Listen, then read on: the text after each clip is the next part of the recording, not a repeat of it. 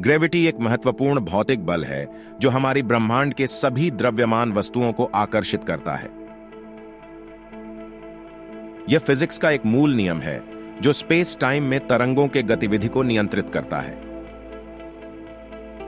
Gravity का एक सरल उदाहरण यह है कि हमारी पृथ्वी और उसके चारों ओर घूमते हुए चंद्रमा को सूर्य अपनी आकर्षण शक्ति के कारण अपनी गर्भगृह से बाहर नहीं निकलने देता है। इसी तरह सौरमंडल के सभी ग्रहों को सूर्य अपनी आकर्षण शक्ति के कारण अपने साथ रखता है।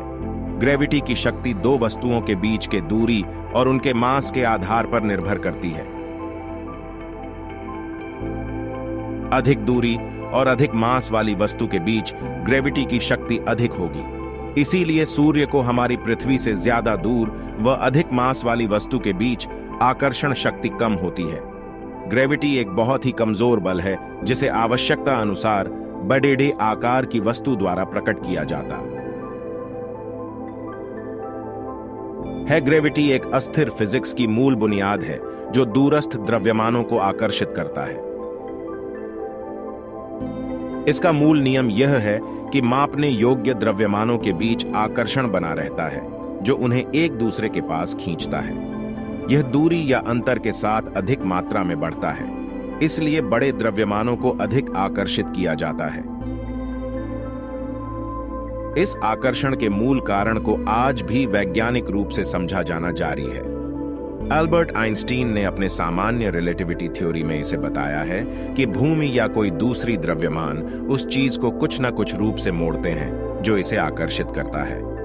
यह फिजिक्स की एक बुनियादी समस्या है जो सूत्रीकरण और न्यूनतम मान के द्वारा व्याख्या की जाती है। ग्रेविटी के कारण संगति, सिरोही, उपग्रहों, तारों, ग्रहों, नेबुला और ब्लैक होल जैसी वस्तुओं के गतिविधियों पर असर पड़ता है। इसे अंतरिक्ष भी प्रभाव ग्रेविटी एक बुनियादी भौतिक समीकरण है जो भौतिक वस्तुओं के बीच आकर्षण का वर्णन करता है। इस समीकरण के अनुसार दो वस्तुओं के बीच आकर्षण उनके मास और दूरी के आधार पर होता है। अतीत और भविष्य में होने वाली घटनाओं को भी इस समीकरण से वर्णित किया जा सकता है।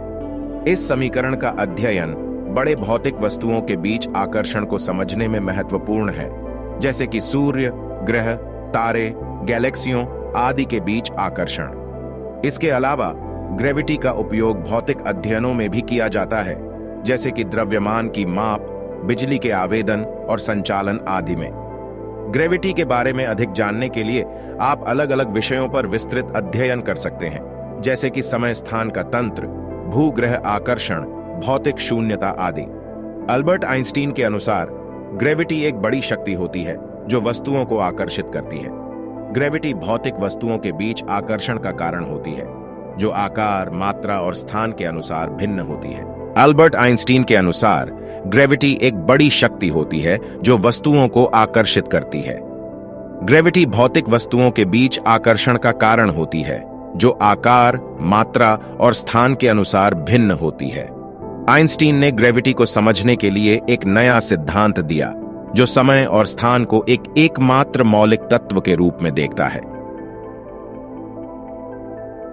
इस सिद्धांत के अनुसार ग्रेविटी समय स्थान के व्यवहार के कारण होती है और वे भौतिक वस्तुओं के आकार, मात्रा और स्थान से नहीं निर्भर होते हैं। आइंस्टीन के सिद्धांत के अनुसार समय स्थान का एक गुच्छा, जिसे समय स्थान का तंज कहा जाता है, भौतिक वस्तुओं को आकर्षित करता है।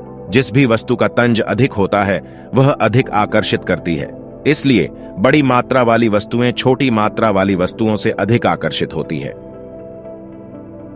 आइंस्टीन के सिद्धांत ने ग्रेविटी को एक नया रूप दिया जो ग्रेविटी एक विस्तृत और गंभीर विषय है जो भौतिक विज्ञान के कई क्षेत्रों से जुड़ा हुआ है। इसलिए सभी साइंटिस्टों की ग्रेविटी पर एक ही राय नहीं होती है।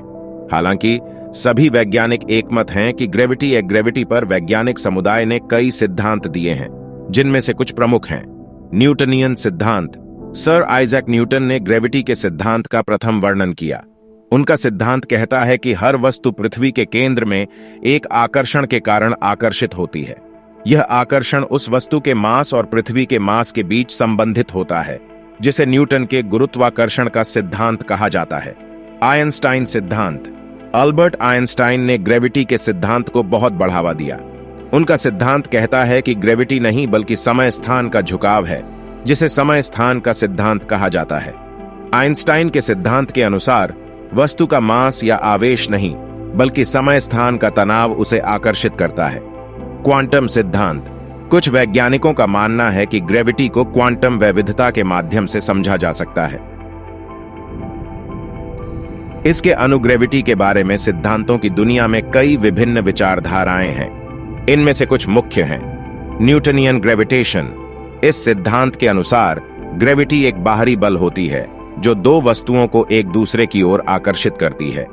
इस सिद्धांत के अनुसार एक वस्तु की गुरुत्वाकर्षण दूसरी वस्तु की गुरुत्वाकर्षण से प्रत्यक्ष और अनुप्रत्यक्ष दोनों प्रकार से प्रभावित होती है।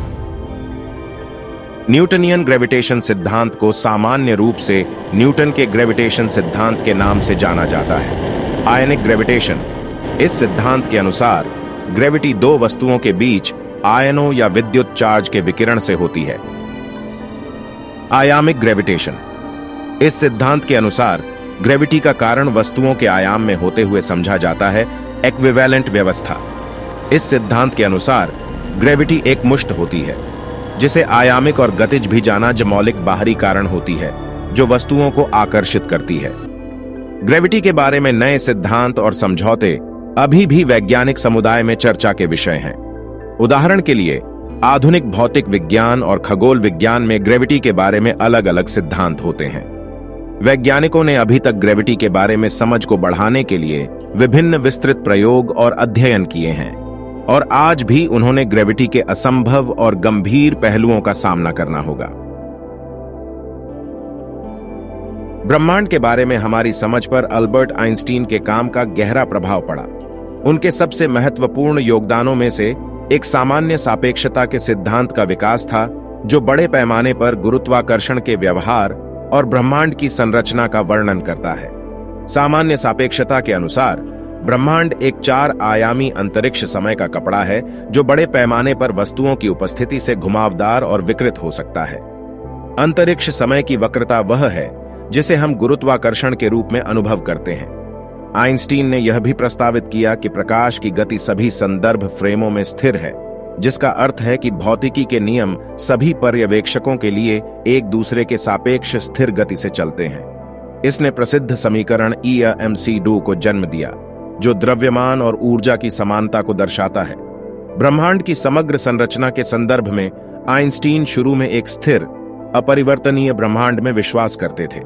हालांकि जब उन्होंने महसूस किया कि उनके समीकरणों ने भविष्यवाणी की है कि ब्रह्मांड को या तो विस्तार या अनुबंध करना चाहिए, तो उन्होंने अपने समीकरणों में एक शब्द जोड़ा जिसे ब्रह्मांड संबंधी स्थिरांक के रूप में जाना जाता है, एक स्थिर ब्रह्मांड की अनुमति देने के लिए। बाद में जब साक्ष्य ने दिखाया कि ब्रह्मांड वास्तव में विस्तार कर रहा था, आइंस्टीन ने ब्रह्मांड संबंधी स्थिरांक को अपनी सबसे बड़ी गलती कहा। कुल मिलाकर आइंस्टीन के काम ने ब्रह्मांड की हमारी आधुनिक समझ की नींव रखी और भौतिकी और खगोल विज्ञान में नई खोजों को प्रेरित करना जारी रखा।